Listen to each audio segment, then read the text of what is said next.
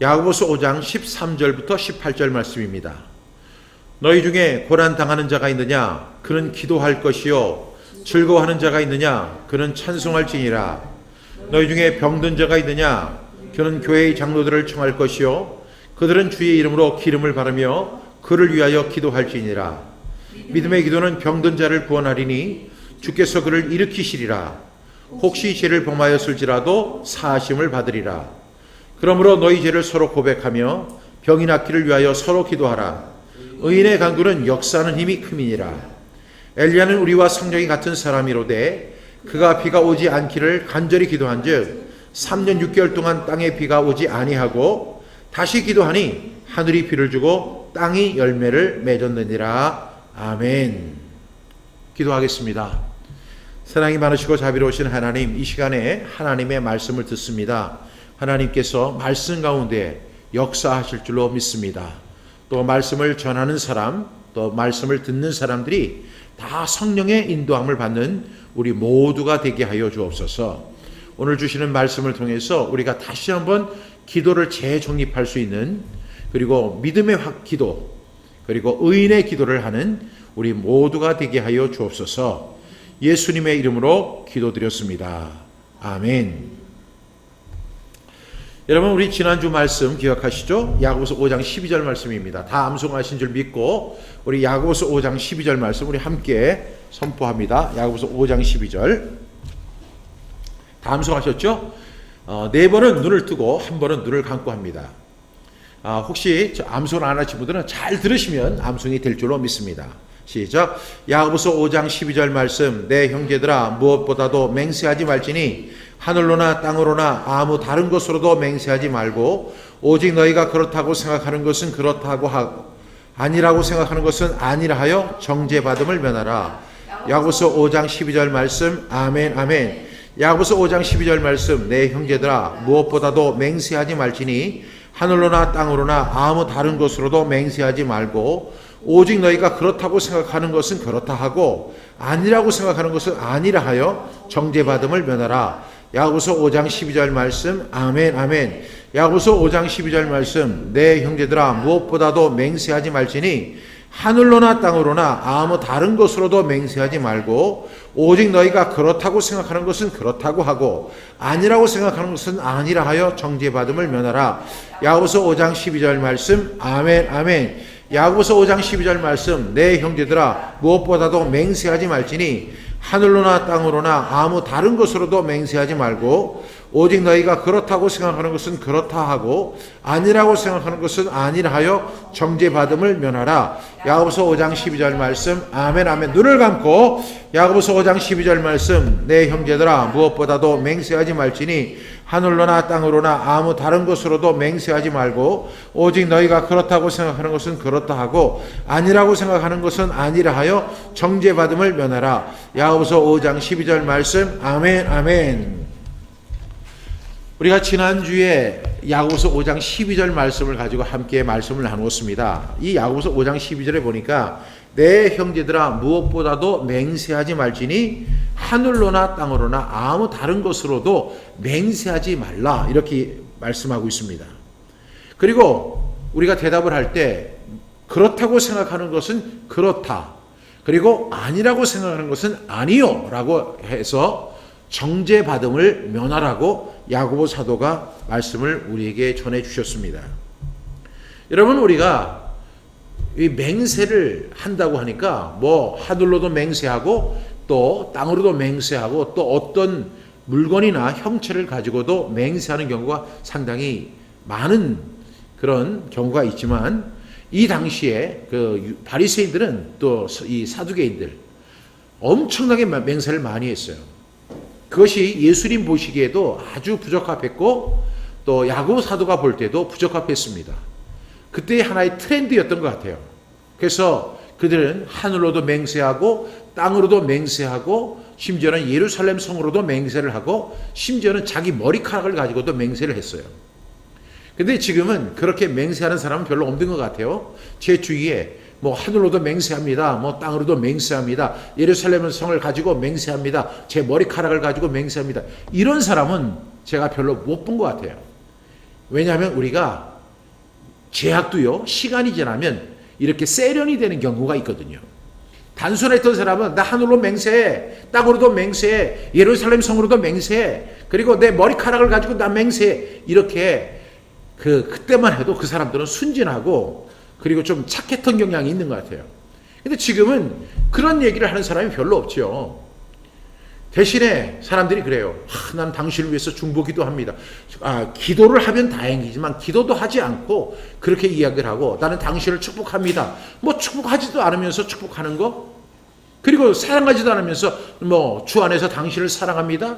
그리고 예배 시간에 목사님들이 우리 옆자리에 있는 성도들에게 사랑합니다 하는데, 처음 보는 사람에게 사랑한다고 하는데 우리는 말하기는 너무 쉬운 거죠. 그래서 맹세를 한다는 것은 곧 말을 쉽게 하는 것이다, 이렇게 우리가 표현할 수 있습니다. 예수님은 너희 대답은 예, 아니요 하라. 이에서 지라는 것은 악으로부터 쫓아난다라고 분명히 말씀하셨죠. 따라서 우리가 이 말은 하기 쉽지만 이 말을 가지고 범죄할 수가 있다는 사실, 이 말로 인해서 심판을 받을 수 있다는 사실을 예수님은 우리에게 명백하게 말씀해 주고 계신다는 거예요. 따라서 우리는 맹세할 때 우리 당신을 축복합니다, 정말로 진심을 담아서 축복을 하고 그 사람이 정말 잘 되기를 바라고 그 사람을 위해서 기도한다고 하면 그렇게 이야기할 자격이 있어요. 그렇게 해야 됩니다. 그런데 그렇지 않은 경우가 상당히 많죠. 따라서 우리가 빈말하지 말아야 돼요. 빈말하는 거. 사랑하지도 않으면서 사랑한다고 하고, 그리고 어떤 사람이 저에게 중보기도를 요청합니다. 목사님 기도해 주세요. 그러면 예, 성도님 제가 성도님을 위해서 기도하겠습니다. 그래놓고 나서 잊어버립니다. 그것은 빈말이죠. 그런데 이러한 것이 하나님의 심판대 앞에서 심판의 대상이 된다는 사실, 정죄함의 원인이 된다는 사실을 우리가 분명히 기억해야 돼요. 만약에 어떤 사람이 저에게 중보 기도를 한다고 하면 거절할 수는 없잖아요. 그러면 그 자리에서 기도하십시오. 그리고 이제 그렇게 나서 이제 시간이 날 때 또 그 사람을 위해서, 생각이 날 때 그 사람을 위해서 기도하면 좋지 않겠습니까? 그래서 우리는 정말로 말을 신중하게 해야 한다는 사실을 우리 이 야고보 사도는 우리에게 강력하게 한 절이지만 말씀했습니다.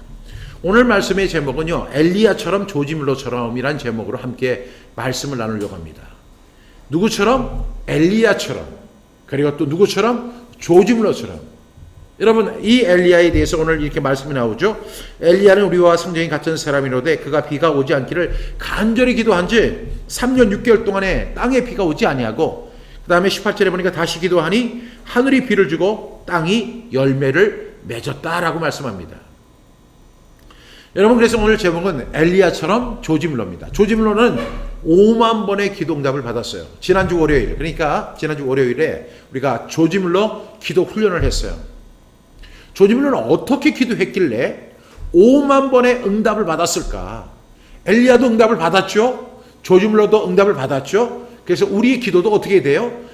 엘리야처럼, 그리고 조지물러처럼 응답받는 저와 여러분 되시기를 주님의 이름으로 축복합니다. 우리 옆자리에 있는 사람들에게 빈말하지 말고 진심을 담아서 이렇게 얘기했으면 좋겠어요. 우리 엘리야처럼 조지물러처럼 응답받읍시다. 시작. 엘리야처럼 조지물러처럼 응답받읍시다. 우리 옆에 있는 분들에게 다시 한번 엘리야처럼 조지물러처럼 응답받읍시다. 네. 여러분, 우리가 처음 보는 사람한테 그렇게 이야기하기는 참 쉬운데, 우리가 지금 온라인으로 예배를 드릴 때는요, 가족들한테 이렇게 얘기를 하는데 이 가족들이 그 표정이 별로 안 좋아요. 이 가족이 가장 친한 것 같은데도 또 가장 또 생소한 부분일 수 있어요. 그러니까 여러분 양해하셔야 돼요. 특히 자녀들을 놓고 이렇게 할 때 자녀들이 또 딸들은 괜찮은데 또 아들들은 무뚝뚝하게 이렇게 하면 참 힘들죠. 그러니까 여러분, 그러나 우리가 2021년에 이 엘리야처럼 조지물러처럼 응답받는 저와 여러분 모두가 되기를 주님의 이름으로 부탁합니다. 오늘 말씀해 보니까 5장 13절에 이렇게 말씀하고 있죠. 너희 중에 고난 당하는 자가 있느냐? 그는 기도할 것이요. 즐거워하는 자가 있느냐? 그는 찬송할지니라. 이렇게 말씀합니다. 여러분, 너희 중에 고난 당하는 자가 있느냐? 저는 뭐라고 했죠? 그는 기도할 것이요. 즐거워하는 자가 있느냐? 그는 찬송할지니라. 이렇게 말씀합니다. 그러니까 우리가 고난 속에 있을 때 하나님께서 우리에게 주신 특권이 있어요. 의무가 아닙니다. 고난 속에서 우리가 기도하는 거, 이건 의무 아니에요. 그런데 하나님께서 우리에게 주신 특권이 뭐냐면 고난 가운데 기도할 수 있는 것이 특권이라는 사실을 우리가 인정하셔야 됩니다. 고난 가운데서 기도할 수 있는 것. 여러분, 하나님을 믿지 않은 사람들은 그 고난이 있는데 고난 가운데 기도할 수가 없잖아요. 또 기도의 대상자가 없잖아요. 하나님을 믿지 않으니까. 근데 우리는 전지전능하신 하나님을 믿고 또 하나님께서 우리에게 말씀을 통해서 우리에게 약속을 주셨어요. 그 약속은 뭐라고 말씀하시냐면 너희 중에 고난당하는 자가 있느냐? 그는 기도할 것이요. 기도하라고 말씀하시는 거예요. 하나님께서 우리에게 기도하라고 야고보 사도를 통해서 이 말씀을 주셨다면 이 말씀의 뉘앙스는 뭐예요? 너 기도해라. 그러면 내가 네 기도를 응답해 주겠다. 네가 비록 고난 속에 있고 어려움 속에 있고 환난 속에 있고 슬픔 속에 있고 절망 가운데 있고 낙심 가운데 있을지라도 기도해라. 그러면 내가 너를 도와주겠다. 이사야 41장 10절 말씀은 이렇게 이야기하죠. 두려워 말라. 놀라지 말라. 나는 내 하나님이 됨이니라. 내가 너를 굳세게 하리라. 참으로 너를 도와주리라. 참으로 나의 의로운 오른손으로 너를 붙들리라. 하나님은 이렇게 이미 약속하셨어요. 고난 중에 있습니까? 지금 코로나19. 그러다 보니까 이 코로나19만 우리는 생각했어요. 아, 코로나19 지나가면 돼. 그리고 뭐 메르스나 사스처럼 뭐 한때의 유행병처럼 이게 하다가 그냥 지나가면 될 줄 알았는데 이 코로나19로 인해서 여러 가지가 문제가 생기는 거예요. 우리 그리스도인들은 먼저 대면 예배를 드릴 수 없는 그런 상황이 됐잖아요. 그리고 뭐 교회를 폐쇄하느니 이런 안타까운 일들이 곳곳에서 이루어지고 있습니다. 얼마 전에 보니까 헬스장 그 관장이 스스로 목을 매서 자살을 했어요. 아니, 코로나19와 헬스장과 무슨 관계가 있느냐? 우리가 이렇게 단순하게 생각할 수 있었지만 코로나19로 인한 영향이 너무너무 크다는 사실이에요.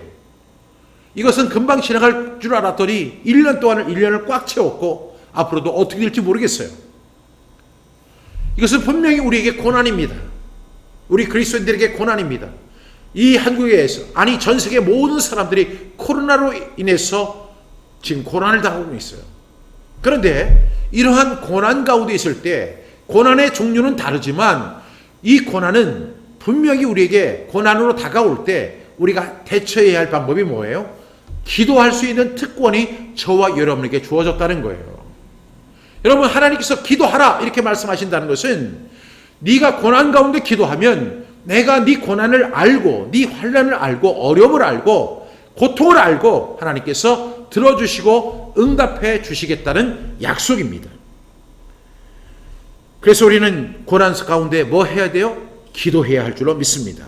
14절에 보니까 너희 중에 병든 자가 있느냐? 그는 교회의 장로들을 청할 것이요 그들은 주의 이름으로 기름을 바르며 그를 위하여 기도할지니라 그랬어요. 너희 중에라고 하는 것은 어떤 의미냐면 교회 안에 있는 성도들을 의미합니다. 그는 교회의 장로들을 청할 것이요. 이 교회의 장로들은 지금으로 말하면 그 장로님도 되지만 사실은 이제 교회를 대표하는 목회자를 의미했습니다. 그러니까 교회의 목회자들을 불러서 청할 것이요. 그들은 주의 이름으로 기름을 바르며 그를 위하여 기도할지니라. 여러분, 우리가 고난 가운데 있는 사람들에게 주신 하나님의 특권이 뭐라고 했습니까? 기도라고 했죠. 그러니까 우리는 기도해야 돼요. 내 기도만으로 부족하다고 한다면 어떻게 해야 돼요? 내가 속해 있는 교회 목사님들이나 교회 대표자들을 부르고 교회에서 사역하시는 분들 그리고 성도들을 위해서 사역하시는 그분들을 초청하십시오. 내 기도만으로 부족하다는 그런 생각이 든다면 여러분의 기도만으로 절대 부족하지 않아요. 그러나 여기서 말하는 것은 합심 기도를 의미하는 거예요. 합심해서 기도하라는 거예요. 그래서 너희 중에 10명이 있어요. 근데 한 사람이 아파요. 그러면 10사람이 다 아픈 거예요. 너희 중에 병든 자가 있느냐? 그는 교회의 장로들을 청하라는 것입니다.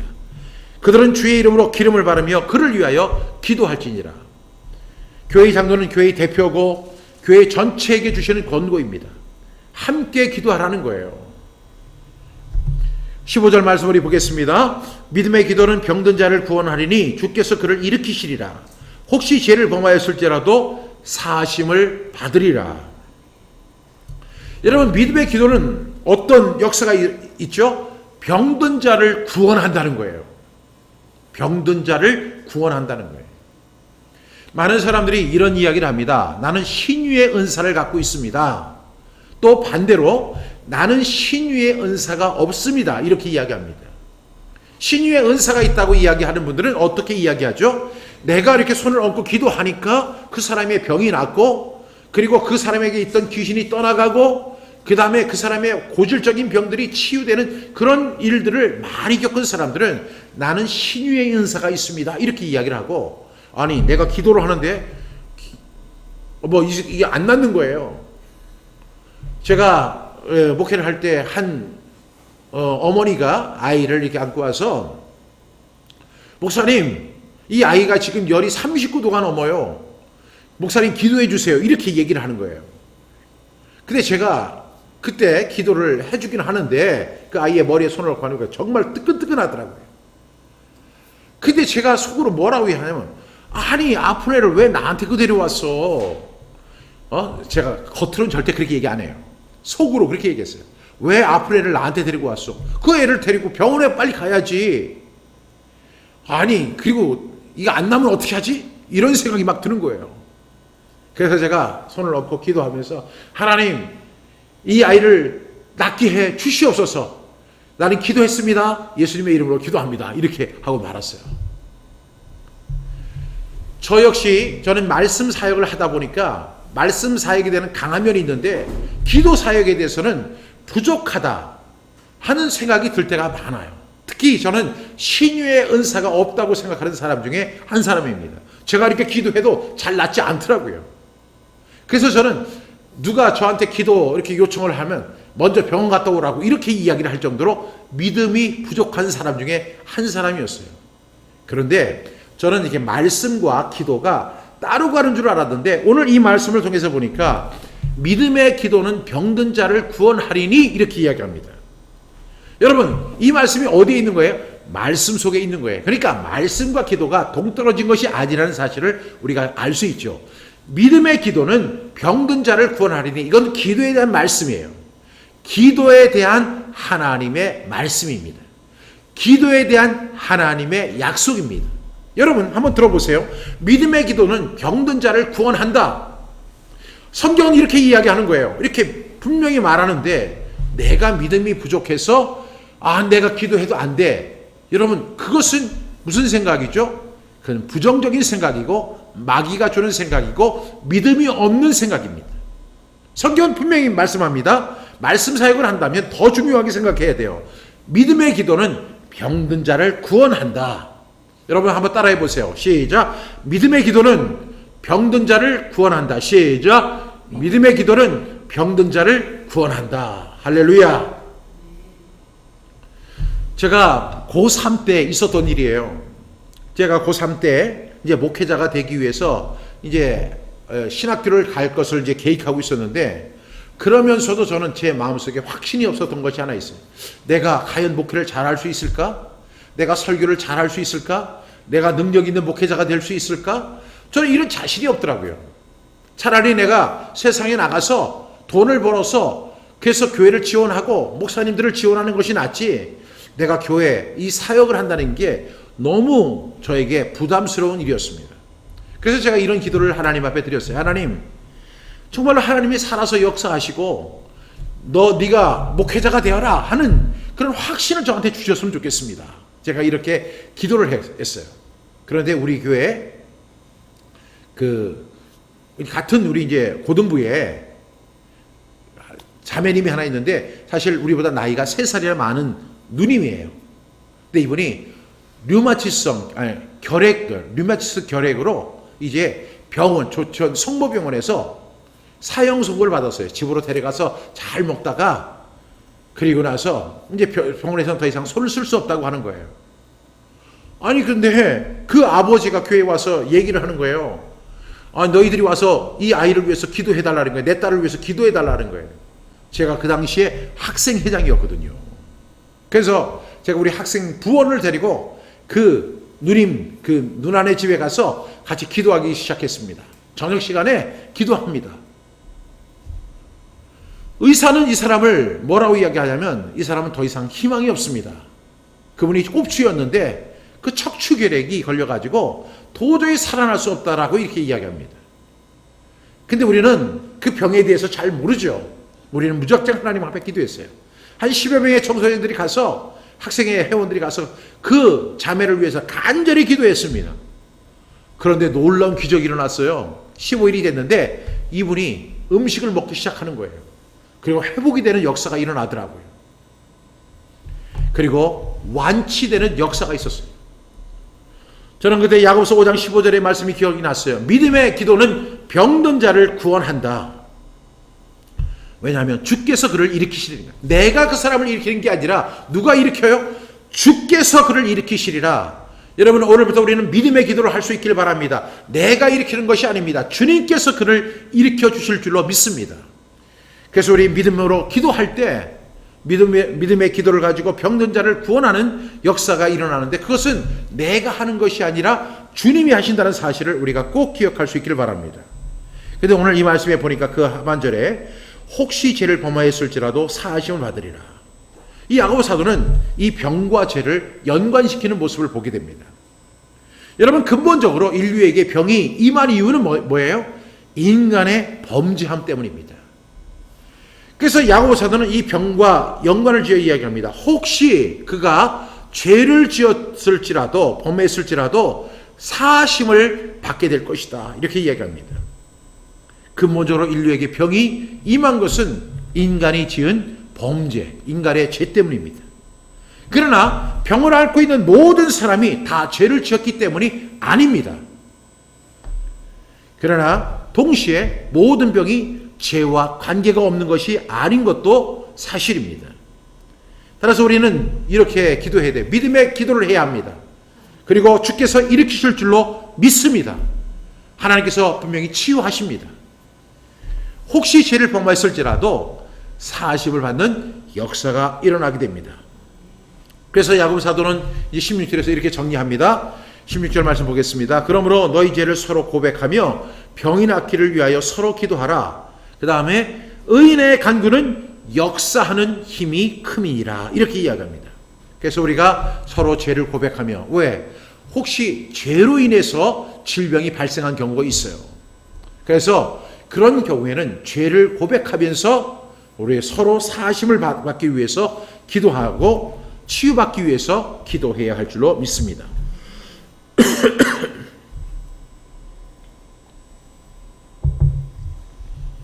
그러면서 야고보 사도가 이렇게 이야기하죠. 의인의 간구는 역사하는 힘이 많다라고 이야기합니다. 의인의 간구. 여러분 여기서 말하는 의인이 도대체 뭘까요? 이 구절에서 말하는 의인이란 누구를 말하는 걸까요? 여러분 이 신약 성경에서 보면 의인에 대해서 나오는 대표적인 두 성경이 바로 로마서와 야고보서입니다. 그러니까 다른 성경은 의인에 대한 기록들이 많이 없는데 로마서 그리고 야고보서에 나타나는 그 의인들이 있습니다. 오늘 보니까 의인의 간구는 역사하는 힘이 많다라고 말씀했는데 그 의인이 누구냐는 거죠. 우리가 로마서에서 말하는 의인이라는 것은 로마서 1장 17절에 있는 말씀처럼 오직 의인은 믿음으로 말미암아 살리라 함과 같다. 그러니까 의인은 믿음으로 사는 사람을 의인이라고 정의하죠. 그래서 로마서가 말하는 의인이란 믿는 모든 사람, 구원받은 사람, 하나님의 자녀된 사람을 의미합니다. 즉 이신칭이 이제 신학적인 용어인데 이신칭이 믿음으로 말미암아 의롭다 함을 받은 사람들을 모두 표현하는 것이 바로 로마서의 내용입니다. 그런데 여러분 지금 야고보서가 이야기하는 의인은 다른 의인이에요. 야고보서가 말하는 의인은 어떤 의인이냐면 행함이 있는 의인을 말하는 거예요. 그리고 지난주에도 우리가 살펴봤듯이 이 야고보서는 믿음에 대한 그 강조, 행함에 대해서 주로 이야기하는데 이 여기서 정의하는 의인이라는 것은 바로 믿음으로 의롭게 행동하는 사람을 의미하는 거예요. 믿음으로 의롭게 행동하는 사람을 의미한다는 거죠.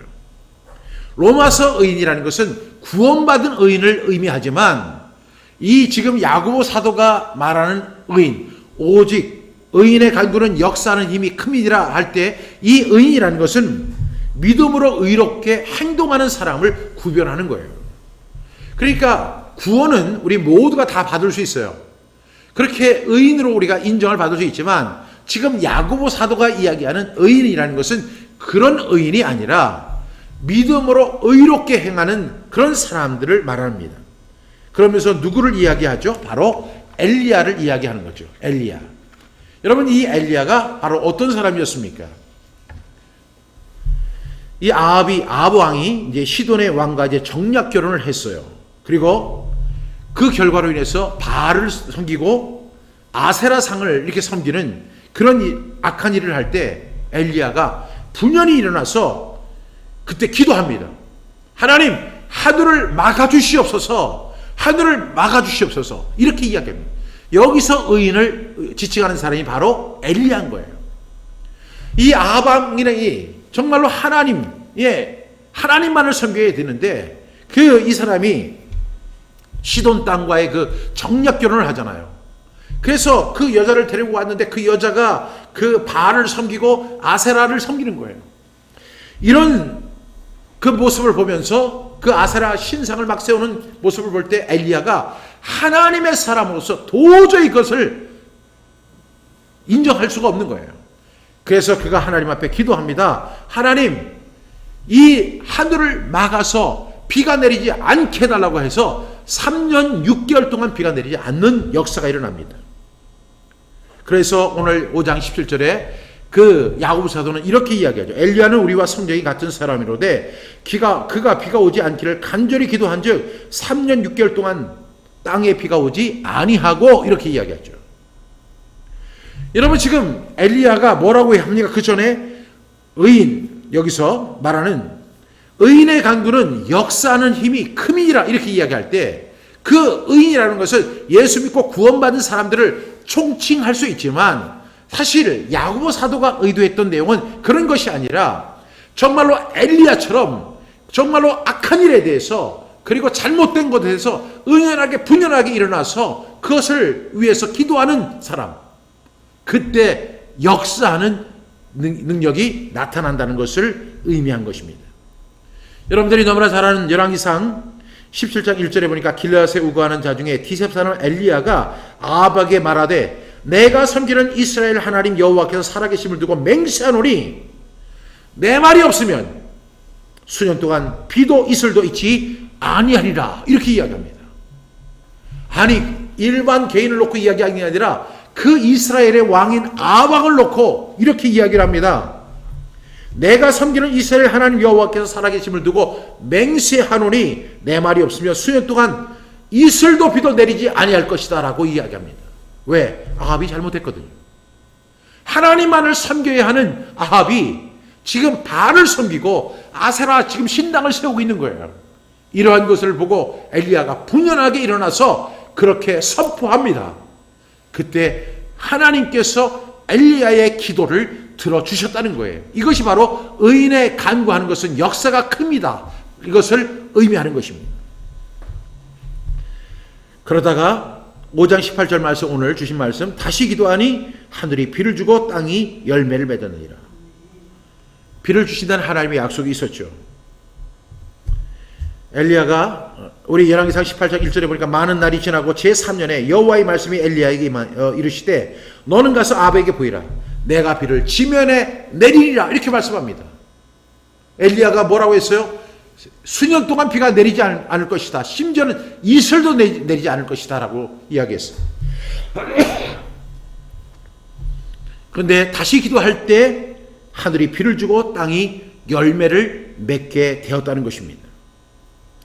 그러면서 이 야고보 사도가 이렇게 이야기합니다. 엘리야는 우리와 성정이 같은 사람이다.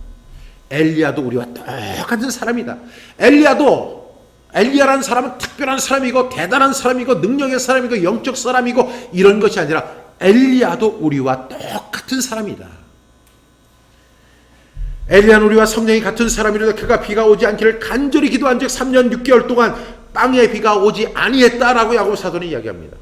여러분, 제가 지난주 우리 월요일에 조지 뮬러 기도회를 함께 하면서 조지 뮬러도 우리와 성격이 똑같은 사람이에요. 그런데 그는 5만 번의 기도응답을 받습니다. 어떻게 했길래 그 사람은 5만 번의 기도응답을 받을 수 있었을까요? 아무리 이렇게 생각도 해보고 저렇게 생각도 해보고 아무리 연구를 해도 안 돼요. 그 방법은 조지 뮬러의 일대기를 낱낱이 샅샅이 살펴보는 거예요. 그랬더니 그에게는 기도의 원칙이 있는 거예요. 기도의 원칙이 있어요. 첫 번째 원칙이 뭐죠? 믿음으로 기도하라는 거예요. 믿음으로 기도하라는 거예요. 그 믿음으로 기도할 때 역사가 일어납니다. 여러분, 우리가 기도할 때 제가 그 부족할 때 내가 이거 안수를 해도 이 안 나면 어떻게 하지? 그 불신의 기도잖아요. 그런 기도를 하나님께서 응답해 주실까요?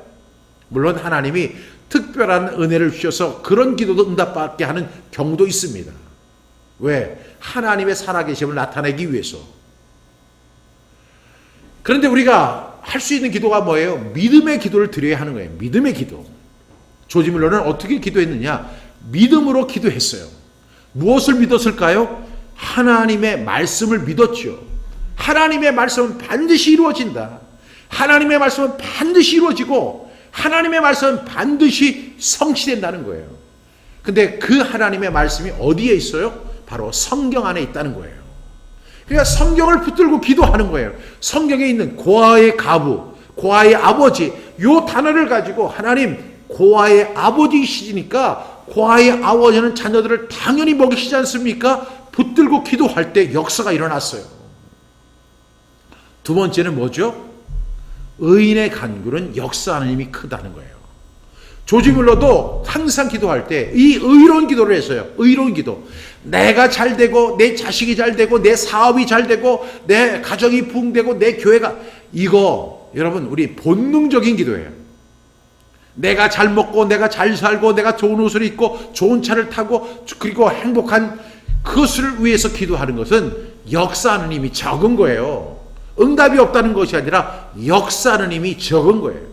근데 의인의 간구는 역사하네. 이 의인이라는 것은 뭐냐면 내가 아니라 다른 사람을 위해서 하고 또 내가 아닌 그 어려운 사람, 불쌍한 처지에 있는 사람, 내가 도와줘야 하는 하나님의 손길이 필요한 사람을 위해서 기도하고 그를 위해서 구할 때 역사하는 힘이 크다는 사실을 엘리야는 강력하게 우리에게 이야기하고 있었어요. 그러니까 기도의 원칙이 간단합니다. 오늘 야고보서가 우리에게 이야기하는 내용을 그 평생 그것을 지키며 살았던 사람이 바로 조지 뮬러였던 거예요. 조지 뮬러는 정말 하나님께서 반드시 이루어질 거라고 하는 그 믿음을 갖고 있었어요. 그 믿음으로 기도했고, 두 번째는 의로운 기도를 했어요. 의인으로서의 기도를 했어요. 중보 기도를 한 거예요. 그래서 이 조지 뮬러가 했던 이야기 중에 그래요. 내 자신을 위해서 기도할 때 하나님이 응답하시지만 그 체감이 적지만 다른 사람을 위해서 기도하고 특별히 어려운 사람을 위해서 기도할 때 역사하는 힘이 엄청나게 크다는 사실을 발견했습니다. 라고 조지 뮬러가 고백하지 않습니까? 우리 믿음으로 기도해야 돼요. 그리고 의인의 간구를 해야 돼요. 나 하나 잘 먹고 잘 살고 그것이 무슨 그렇게 대단한 일이겠어요? 여러분, 주님께서도 약속해 주셨잖아요. 먼저 하나님의 나라를 구해, 먼저 하나님의 의를 구해. 그러면 내가 너 책임져 줄게. 그러면 이 모든 것을 너에게 더해 줄게. 예수님이 이렇게 말씀해 주셨잖아요. 그래서 우리는 하나님의 나라를 위해서 기도하고 하나님의 의를 위해서 구하는 거예요. 그럴 때 역사는 힘이 크다는 사실을 여러분 꼭 믿을 수 있기를 간절히 바랍니다. 엘리야는 우리와 똑같이 연약한 사람이었습니다. 그래서 이 열왕기상 18장 41절에 보니까 엘리야가 아합에게 이르되 올라가서 먹고 마시소서 큰 비 소리가 있나이다. 지금 엘리야가 아합에게 그럽니다. 지금 비가 다시 내릴 것입니다. 그러니까 지금 빨리 올라가서 먹고 마시소. 큰 비가 올 것입니다. 이렇게 얘기를 해요. 그런데 참 42절에 보니까 아주 놀라운 장면이 나옵니다. 아합이 먹고 마시러 올라가니라. 엘리야가 갈멜산 꼭대기에 올라가서 땅에 꿇어 엎드려 그의 얼굴을 무릎 사이에 놓고, 이 엘리야가 기도를 하는데 얼마나 절박하게 기도하는지 무릎을 꿇었어요. 무릎을 땅에 꿇고, 그리고 그의 얼굴을 무릎 사이에 집어넣어요. 그러니까 그 무릎 사이에 자기 얼굴을 집어넣습니다. 이게 무엇을 의미할까요? 여러분, 이 모습이 어떤 모습이에요? 땅에 엎드려서 무릎을 꿇고 자기 얼굴을 그 무릎 사이에 넣고 하나님 앞에 간절히 기도하는 거예요. 지금 야고보 사도는 엘리야는 우리와 성정이 같은 사람이로되 이렇게 이야기하잖아요.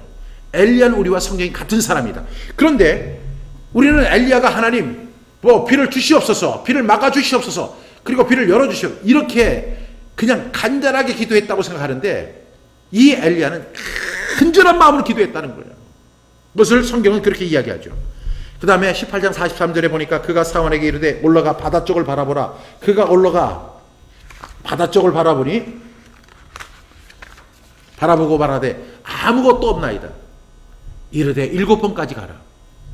이 엘리야는 저쪽 그 바다 끝에서 이제 구름이 일어나면 그 구름이 분명히 비를 몰고 올 것이라고 생각했어요. 그래서 그 사원에게 이야기합니다. 너 가서 저 바다 위에 그 구름 있는가를 한번 봐라 했더니 사원이 갔다 오더니 이렇게 얘기하는 거예요. 구름 한 점 없습니다. 맑고 깨끗합니다. 엘리야가 너무너무 낙심합니다. 다시 한번 갔다 와라. 그래서 사원이 갔다 오는 거예요. 갔다 오더니 그러는 거예요. 아무것도 없습니다. 엘리야가 포기하지 않습니다. 하나님 기회를 주십시오. 그러면서 이 사원을 보냈더니 사원이 또 세 번째 갔다 와서 얘기합니다. 아무것도 없습니다. 하늘이 맑고 쾌청합니다. 비 한 방울 안 올 것 같습니다. 3번, 4번, 5번을 보내고 6번을 보내고 7번을 보냈을 때 그 사원이 그렇게 이야기합니다. 7번까지 다시 가라.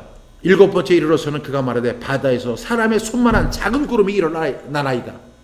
정말로 그것도 큰 구름, 태양 같은 아주 하늘을 뒤덮는 그런 구름이 아니라 손바닥, 사람 손바닥 같은 그런 구름이 하나가 이렇게 뜬 거예요. 엘리야가 그때 확신합니다. 그래서 아합한테 가서 얘기합니다. 비가 막히지 아니하도록 마차를 가지고 빨리 내려가세요. 지금 비가 엄청나게 올 것입니다. 45절 말씀에 보니까 조금 후에 구름과 바람이 일어나서 하늘이 캄캄해지며 큰 비가 내리는지라 아합이 마차를 타고 이스라엘로 돌아갔다. 이렇게 기록되어 있죠. 엘리야는 우리와 성격이 똑같은 사람입니다. 그가 하나님 앞에 간절히 기도하니 하나님께서 하늘이 비를 주고 땅이 열매를 맺었다고 이렇게 말씀하고 있는 거예요. 사랑하는 여러분, 오늘 우리는 누구처럼 기도해야 돼요? 엘리야처럼 기도해야 돼요. 누구처럼 기도해야 돼요? 조지물로처럼 기도해야 돼요. 여러분, 엘리야의 기도, 그리고 조지물로의 기도, 그리고 나의 기도가 어떤 기도해야 돼요? 첫 번째는 믿음의 기도, 두 번째는 의인의 기도가 되기를 주님의 이름으로 부탁합니다. 여러분, 2021년에 응답받는 한 해가 되길 바랍니다. 정말로 저는 조지물로를 바라보면서 정말 하나님 앞에 제가 제 자신을 돌아보면서 내가 그렇게 기도하지 못했구나. 그래서 저는 아직도 저의 수준에 머물러 있는 많은 사람들을 봅니다. 기도를 하지만 응답받지 못하고 어떻게 기도해야 될지도 알지 못하고, 그리고 기도를 하면서 아예 체념해버리고, 기도를 하지만 믿음으로 기도하지 못하는 그런 사람들을 바라보면서 정말로 좋은 방법이 뭐냐면 우리 엘리야처럼 기도하자, 우리 조지물로처럼 기도하자. 열심히 기도하는 것도 중요하지만 우리는 엘리야의 기도를 배워야 하고 조지물로의 기도를 배워야 하는 거예요. 그 기도의 내용이 뭘까요? 바로 믿음으로 구하는 것입니다. 그리고 사사로운 자기의 이익과 유익과 자기의 일을 위해서만 기도하지 말고 하나님의 의를 위해서 기도하는 의인의 기도를 드리는 저와 여러분 되시기를 주님의 이름으로 부탁합니다. 이것이 진정한 기도예요. 하나님이 듣고 응답하시는 기도입니다. 여러분, 이것이 바로 오늘 야고보서 5장에서 우리에게 주시는 기도의 말씀입니다. 저는 이 말씀을 여러분에게 이렇게 소개하면서 참 하나님께서 이렇게 우리가 기도하기를 원하시는구나 라는 사실을 깨달아 알 수가 있었어요. 사랑하는 여러분, 우리가 2021년 기도 응답해가 되는 놀라운 일이 있기를 바랍니다. 우리 믿음으로 기도하셔야 돼요. 믿음의 기도는 역사하는 힘이 큽니다. 의인의 간구는 역사하는 힘이 큽니다. 누구처럼 기도해야 한다고요? 엘리야처럼, 누구처럼? 조짐로처럼 기도해서 하나님의 응답을 받는 저와 여러분 모두가 되기를 주님의 이름으로 부탁드립니다. 기도하시겠습니다. 사랑하시는 하나님, 우리 기도를 들어주시고 응답해 주시는 하나님의 은혜에 감사합니다. 우리가 믿음으로 구하게 하여 주옵소서. 말씀을 믿게 하여 주시옵소서. 말씀을 반드시 이루시고 성취하시는 하나님이심을 우리가 믿게 하여 주옵소서. 뿐만 아니라 우리의 자신만을 위하는 사사로운 기도가 아니라 하나님 나라와 하나님의 의를 구하는 의인의 기도를 드리는 우리 모두가 되게 하여 주옵소서. 엘리야처럼 조짐물러처럼 기도할 수 있는 저희들 되게 하시고 응답받는 우리 모두가 되도록 하나님 인도하여 주옵소서. 예수님의 이름으로 기도드렸습니다. 아멘.